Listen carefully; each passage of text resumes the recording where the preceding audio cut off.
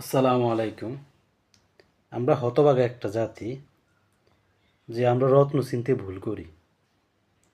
একটা কথা মনে রাখবেন, রত্ন এবং সুযোগ এই দুটো বারবার আসে না। যেটা আসে সেটা একবারে আসে, এবং কি আপনাকে ওটাকে আঁকড়ে ধরতে হবে।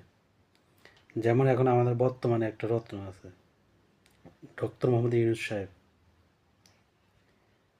তাকে কে কীভাবে দেখেন এটা সবার ব্যক্তিগত ব্যাপার, কিন্তু আপনি একটা কথা যদি চিন্তা করে দেখেন, ওনার মাস্টার মাইন্ড বিগত আমাদের দেশে মিন্টে যত সরকার আসছে তাদের থেকে আলাদা।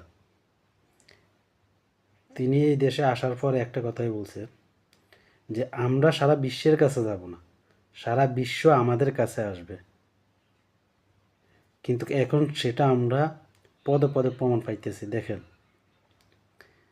যদি আমাদের দেশের এই একটা খারাপ সময়ে ডক্টর ইউনূসের জায়গায় যদি অন্য কেউ আসতো, আপনার কি মনে হয় এতদিন আমাদের দেশটা আমাদের থাকতো?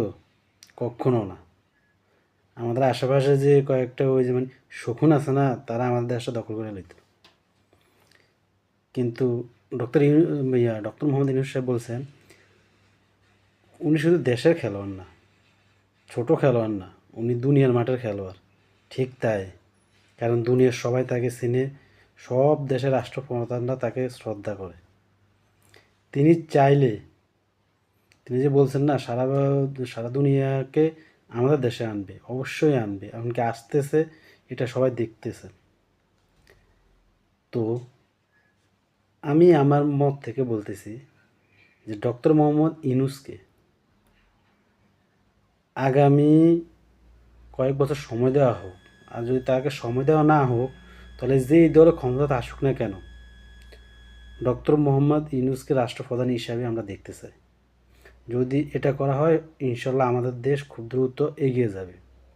যারা যারা আমার এই মতের সাথে একমত, তারা ইনশাল্লাহ কমেন্টে জানাবেন। আসসালামু আলাইকুম।